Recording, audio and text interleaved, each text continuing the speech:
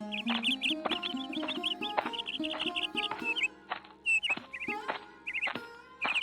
শান্তি!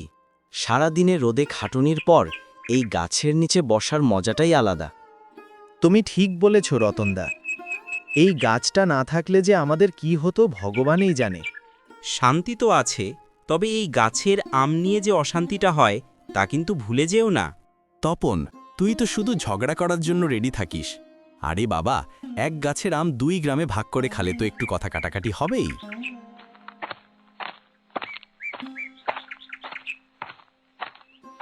শুধু কথা কাটাকাটি হলে তো ঠিক ছিল রতন, এইবার যা হয়েছিল তাকে তো আর কথা কাটাকাটি বলে না, রীতিমতো মারামারি লেগে গিয়েছিল। সীমা বৌদি ঠিকই বলেছে। আমাদের গ্রামের প্রধানরা যদি একটু ভালো বিচারের চোখে দেখতেন তাহলে এমন হতো না। নরেশ প্রধান হোক আর জ্যোতিষ প্রধান, দুজনেই সমান। ধুর, প্রধানদের কথা আর বলবেন না। ওরা তো শুধু নিজের রাজ্য গোছাতে ব্যস্ত। গ্রামের লোক মরল কি বাঁচল, এতে তাদের কি আসে যায়? চুপ কর সঞ্জয়, প্রধানদের নামে এমন বলতে নেই, কানে গেলে সমস্যা হবে। কোনো সমস্যাকে আমি ভয় পাই না, যার সত্যি তাই বললাম।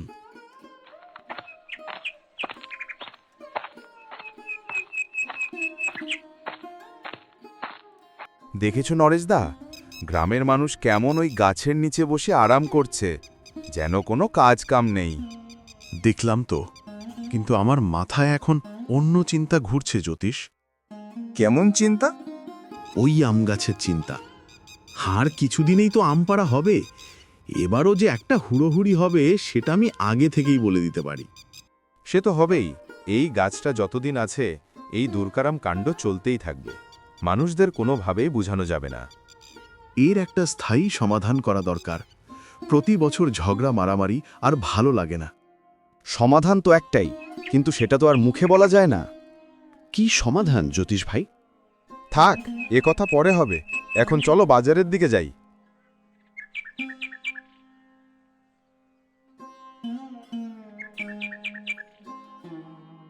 নমস্কার প্রধান সাহেব, আমি কি আপনার সঙ্গে কিছু কথা বলতে পারি? নমস্কার। কে আপনি? আপনাকে তো ঠিক চিনলাম না। এই গ্রামের নতুন নাকি? আমার নাম রঘুনাথ। শহর থেকে ব্যবসার কাজে এদিকে এসেছি। আপনার কথা অনেক শুনেছি, তাই ভাবলাম একটু দেখা করে যাই। ও আচ্ছা আচ্ছা, আসুন বসুন।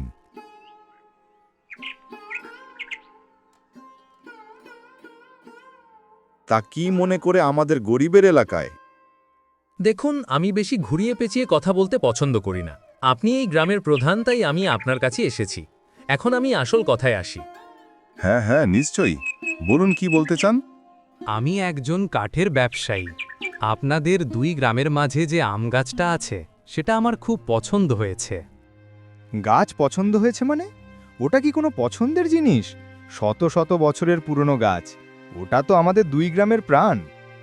আমি সব জানি প্রধান সাহেব, সেই জন্যই তো আপনার মতো জ্ঞানী মানুষের কাছে এসেছি। আসলে আমি গাছটা কিনে নিতে চাই। কি বলছেন এইসব? আপনার কি মাথা খারাপ আছে? ওই গাছ বিক্রি করার কথা আমরা স্বপ্নেও ভাবতে পারি না। ওটা শুধু একটা গাছ নয়, আমাদের 2 গ্রামের ঐতিহ্য। আর সবথেকে বড় কথা, ওটার ওপর পাশের গ্রাম ধননপুরেরও সমান অধিকার আছে। আমি একাই সিদ্ধান্ত নেবার কে? আমি জানি প্রধান সাহেব, আমি এটাও জানি যে সেই আম গাছ নিয়ে আপনাদের প্রত্যেক বছরই বিবাদ লেগে থাকে। সেটা আমাদের 2 গ্রামের ব্যাপার, তা নিয়ে আপনাকে মাথা ঘামাতে হবে না। আপনি এখন আসতে পারেন। প্রধান সাহেব রাগ করছেন কেন? আমি তো আপনার ভালোর জন্যই বলছি।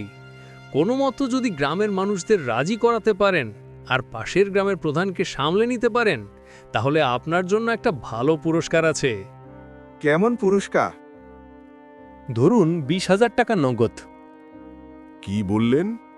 20,000 টাকার জন্য আমি আমার গ্রামের মানুষের সঙ্গে বেইমানি করব? আমাদের পূর্বপুরুষের ঐতিহ্য নষ্ট করব? আপনি আমাকে কি ভেবেছেন? চলে যান এখান থেকে। আচ্ছা আচ্ছা, মাথা গরম করবেন না।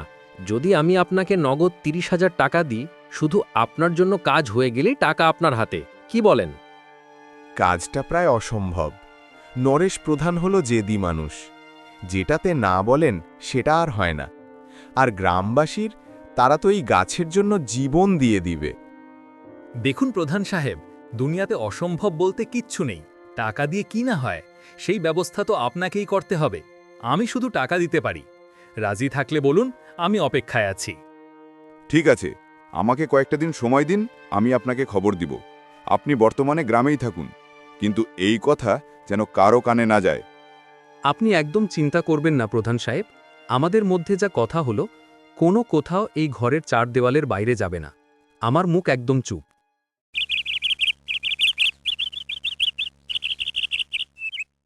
এইবার কিন্তু আমের ভাগটা ঠিকমতো হতে হবে। ধননপুরের ভাগটা আগে দেয়া হবে। কেন ভাই, ধরনপুরের ভাগ আগে কেন? এই গাছটা কি শুধু তোমাদের একার? প্রতিবার তোমরা আমের ভালো ভালো ঝুড়িগুলো নিয়ে যাও, এইবার মহিপুরের ভাগ আগে দেয়া হবে। একদম ঠিক কথা। এবার আমরা একটা আমও এদিক ওদিক হতে দেব না। যা হবে আমাদের সবার সামনে হবে। কি তোর এত বড় সাহস, আমাদের গ্রামে দাঁড়িয়ে আমাদেরকেই চোখ রাঙাচ্ছিস?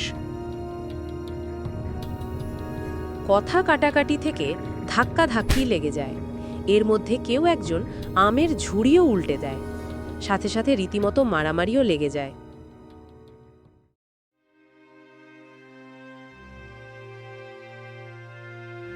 ছি ছি ছি, আমি এমনটা ভাবতেই পারি না। তোমরা কয়েকটা আমের জন্য এমনটা করলে, একে অপরের ভাই হয়ে একে অপরের রক্ত ঝরালে। ছি। জ্যোতিষ ভাই একদম ঠিক বলেছেন। এই অশান্তি আর সহ্য করা যায় না, এর একটা উপায় করা দরকার। প্রধান সাহেব, উপায় তো করা দরকার, কিন্তু গোড়া কেটে আগায় জল দিলে তো আর হবে না। অশান্তির আসল মূল কারণটা খুঁজে বের করতে হবে। মূল কারণ তো আমাদের চোখের সামনেই, এই আম গাছ। এই আম গাছটাই হলো সব অশান্তির কারণ। বিচার কোনো সিদ্ধান্ত ছাড়াই শেষ হয়। সবাই চলে যাওয়ার পর জ্যোতিষ প্রধান নরেশ প্রধানের সঙ্গে কিছু কথা বলে। কি খবর জ্যোতিষ ভাই, এই সময় এখানে ডেকে নিলে যে? একটা কথা ছিল নরেশদা, কথাটা খুব গোপন। কি কথা, তাড়াতাড়ি বলো, বেলা গড়িয়ে পড়ছে। শহর থেকে একটা লোক এসেছে, সে নাকি কাঠের ব্যবসায়ী। ও আমাদের এই আম গাছটা কিনে নিতে চায়। কি গাছ কিনতে চায়, আর তুমি তার সঙ্গে কথাও বলেছ? তোমার কি বুদ্ধি নষ্ট হয়ে গেছে? আর গ্রামবাসীরা যদি জানতে পারে, তাহলে আমাদের এই গ্রামে থাকা হবে না। আরে পুরো কথাটা তো শোনো আগে। লোকটা এর জন্য অনেক টাকা দিবে, এত টাকা যে আমি কখনো স্বপ্নেও ভাবিনি, আর তুমিও ভাবতে পারবে না। টাকা দিয়ে কি হবে? গ্রামের মানুষের কাছে মুখ দেখাতে পারবো না। আমি এই অন্যায়ের মাঝে নেই। আরে নরেশদা, অন্যায় হবে কেন? আমরা তো গ্রামের মানুষের ভালোর জন্যই করছি। তুমি আর আমি যদি তাদেরকে বোঝাই যে সব অশান্তির কারণ এই গাছটা, তাহলে? তোমার কি মনে হয় তারা মানবে? লোকটা আমাকে 30,000 টাকা দিতে চেয়েছে। তুমি তো আমার বড় ভাইয়ের মতো। আমি ভাবলাম আমরা দুজনে মিলে যদি কাজটা করি, তাহলে দুজনে টাকাটা সমান ভাগে ভাগ করে নিব। 15,000 তোমার আর 15,000 আমার। একবার ভেবে দেখো, 15,000 টাকা। 15,000 টাকার কথা শুনে নরেশ প্রধানের চোখে লোভের ঝলক দেখা যায়। 15,000 টাকা? হ্যাঁ নরেশদা, একবার ভেবে দেখো, এই টাকা দিয়ে তুমি কি না করতে পারবে। আর গ্রামবাসীদের বোঝানোর দায়িত্ব আমাদের দুজনের। আমরা তাদেরকে বলবো এই গাছ কেটে ফেললে আর কোনোদিন দুই গ্রামের মধ্যে ঝগড়া হবে না, আবার শান্তি ফিরে আসবে।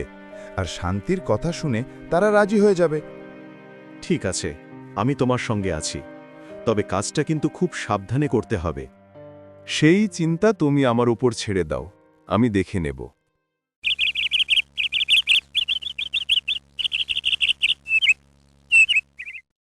উপস্থিত সবাই ধননপুর ও মহিপুরের ছোট বড় ভাইয়েরা, আজ আমি আপনাদের কোনো বিচার করতে আসিনি, এসেছি একটা সমাধান নিয়ে। কেমন সমাধান প্রধান সাহেব? তোমরা তো দেখতেই পাচ্ছ, এই আম গাছ নিয়ে আমাদের বছরের পর বছর ঝগড়া মারামারি লেগেই আছে। আমাদের মধ্যে কোনো শান্তি বলতে কিচ্ছু নেই। আমরা একে অপরের শত্রু হয়ে দাঁড়িয়েছি। জ্যোতিষ ভাই একদম ঠিকই বলেছেন। আমরা দুই প্রধান মিলে অনেক ভেবে দেখেছি, আমরা আর এই অশান্তি চাই না। আমরা চাই আমাদের প্রজন্মের সন্তানরা যেন একে অপরের বন্ধু হয়ে বাঁচে, শত্রু হয়ে নয়। তাহলে এর উপায় কি প্রধান সাহেব? উপায় শুধু একটাই, যে জিনিসটা আমাদের মধ্যে ঝামেলা তৈরি করেছে সেটাকেই সরিয়ে ফেলতে হবে। আমাদের ঝামেলার কারণ হচ্ছে এই গাছটা। এই গাছটাই যদি না থাকে, তাহলে আমাদের কোনো ঝামেলাও থাকবে না। উপস্থিত লোকের মধ্যে তীব্র কানাঘুষা শুরু হয়। এটা আপনি কি বলছেন প্রধান সাহেব? গাছ কেটে ফেলবেন? এই গাছটা তো আমাদের মায়ের মতো, কত জীবনের স্মৃতি এই গাছকে ঘিরে। প্রধান সাহেব, তোমাদের দুজনের কি মাথা খারাপ হয়ে গেছে? যে গাছ আমাদের ছায়া দেয়, ফল দেয়, পাখিদের আশ্রয় দেয়, সেটাকেই তোমরা কেটে ফেলার কথা ভাবছো? আপনি চুপ করুন ধলু কাকা। যে কোনো বিষয়ে আপনি সবসময় একটু বেশি বোঝেন। আমরা যা করছি গ্রামের ভবিষ্যতের কথা ভেবে ভালোর জন্যই করছি। আপনারা কি চান না যে আমাদের বাচ্চারা খুব ভালো বন্ধু হয়ে বড় হোক? প্রধানদের মুখে শান্তির দোহাই শুনে সহজ সরল গ্রামবাসীরা চুপ হয়ে তাদের কথা মেনে নেয়। তাহলে এটাই সিদ্ধান্ত হলো, গ্রামের শান্তির জন্য আমরা এই গাছকে কেটে ফেলব। আগামীকাল সকালেই লোক আসবে।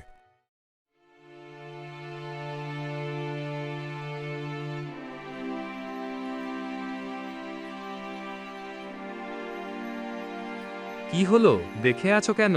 শুরু করো তাড়াতাড়ি, কাজ শেষ করতে হবে।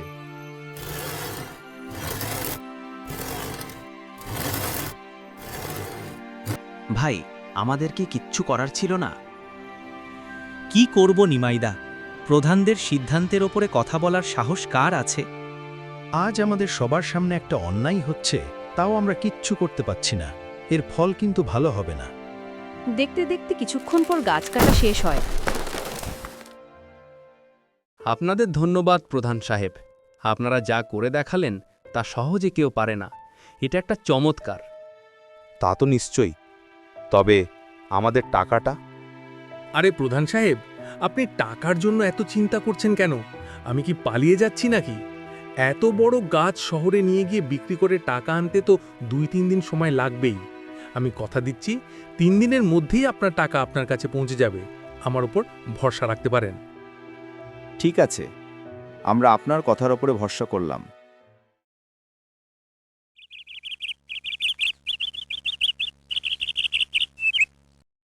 এমনি করেই 1 সপ্তাহ কেটে যায়, কিন্তু কোনো টাকার খবর আসলো না।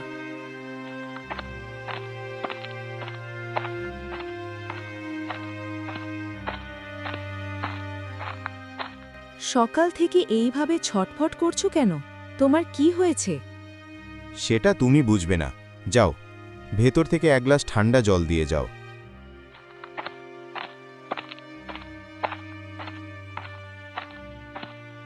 আরে নরেশদা, এসো এসো, কি খবর বলো? খবর তো তুমিই শোনাবে। আমার টাকা কই? আজ প্রায় 1 সপ্তাহ হয়ে গেল। কই তোমার সেই ব্যবসায়ী? টাকা কি আকাশ থেকে পড়বে? আরে ভাই, আমিও তো সেই চিন্তাই আছি। লোকটা তো বলে গেল টাকা দিয়ে যাবে, কিন্তু এখনো তো এলো না। হয়তো শহরে কোনো ঝামেলায় পড়েছে, সেই জন্যই দেরি হচ্ছে। তুমি আমাকে মিথ্যে কথা বলছো জ্যোতিষ। আমি সব বুঝতে পারছি। তুমি ওই ব্যবসায়ীর সঙ্গে মিলে আমার টাকা মেরে দেওয়ার চেষ্টা করছো। তুমি একা একা সব টাকা নিয়ে নিয়েছো। নরেশ, মুখ সামলে কথা বলো। আমিও একটা টাকাও পাইনি। আমিও তোমার মতোই অপেক্ষায় আছি। লোকটা আমাদের দুজনকেই ঠকিয়েছে। আমি তোমার কোনো কথা বিশ্বাস করি না। তুমি একটা বেঈমান। আমি শেষবারের মতো বলছি, যদি কাল সকালে আমাকে আমার ভাগের টাকা না দাও, তাহলে এর পরিণাম খুব খারাপ হবে। আমি আমার গ্রামের সব লোকের কাছে তোমার সত্য ফাঁস করে দেব।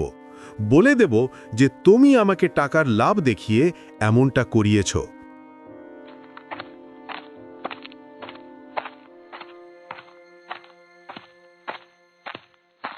নরেশ প্রধান তার পরের দিন সকালে তার গ্রামের সকল লোককে এনে জড়ো করে সব কিছু খুলে বলে। আমার প্রিয় মহিপুরবাসী, আমি আপনাদের কাছে হাত জোর করে ক্ষমা চাইতে এসেছি। আমি পাপী, আমি লোভী, আমি জ্যোতিষ প্রধানের টাকার লোভে পড়ে আপনাদের সর্বনাশ করেছি। কি বলছেন প্রধান সাহেব? সব খুলে বলুন, আমরা কিছু বুঝতে পারছি না। ওই শহরের ব্যবসায়ী আমাদের আম গাছটা কেনার জন্য জ্যোতিষ প্রধানকে 30,000 টাকা দিয়েছিল। জ্যোতিষ প্রধান আমাকে 15,000 টাকা লোভ দেখিয়ে এই জঘন্য কাজে সামিল করেছে। সে আমাকে বলেছিল গাছ কাটলে গ্রামে শান্তি ফিরে আসবে। আমিও বোকার মতো তার কথা বিশ্বাস করেছিলাম। এখন সে আমাকে একটা টাকাও দেয়নি, সব একাই মেরে দিয়েছে। বেঈমান, জ্যোতিষ প্রধান একটা বেঈমান। চলো সবাই আমরা ধননপুরে যাব, আজ এর একটা বিচার হতেই হবে। আজ আর আমরা ধননপুরের মানুষদের শত্রু ভাবব না, আমাদের আসুন শত্রু জ্যোতিষ প্রধান। চলো সবাই। মহিপুরের লোকেরা ধননপুরের লোকেদের সঙ্গে এসে জ্যোতিষ প্রধানের বাড়ি ঘেরাও করে। এই জ্যোতিষ প্রধান বেঈমান, বাড়ি থেকে বেরিয়ে আয়, আজকে তোর বিচার হবে। তুই আমাদের 2 গ্রামের লোকের সঙ্গে প্রতারণা করেছিস। তোর লোভের কারণে আমরা আমাদের ছায়া হারিয়েছি। যেই গাছ আমাদের মায়ের মতো ছিল, তুমি টাকেও বেঁচে খেয়েছ। আমার কথা শোনো তোমরা। আসলে আমি আর কিচ্ছু বলার নেই, তোমার সব সত্য আমরা জেনে গেছি। যেই প্রধান নিজের গ্রামের মানুষের বিশ্বাস নিয়ে খেলা করে, টাকার লোভে গ্রামের সম্পদ বিক্রি করে দেয়, তার এই গ্রামে কোনো জায়গা নেই। বের হও এই গ্রাম থেকে। তোমার মতো প্রধান আমাদের কোনো দরকার নেই। তুমি বেরিয়ে যায় এই গ্রাম থেকে। আমাকে তোমরা মাফ করে দাও। আমি লোভে পড়ে অন্ধ হয়ে গেছিলাম। আমি ভুল করেছি।